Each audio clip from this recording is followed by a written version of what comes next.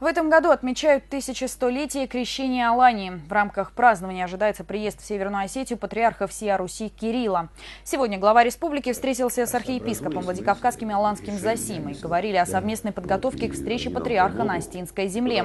Таймураз Мамсуров попросил подготовить план праздничных мероприятий, после чего будет создан оргкомитет.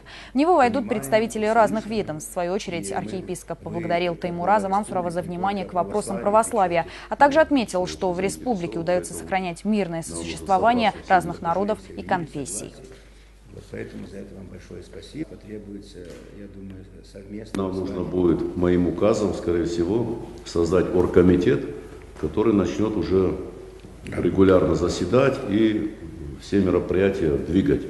Потому что так просто походя к этому относиться нельзя. Это будет внимание приковано не только в России, конечно. Это будет вообще мирового значения. С вашим добрым участием, с вашим всегда пониманием церковных проблем. Мы уже с вами 4 года вместе трудимся и всегда были понимаемы, услышаны.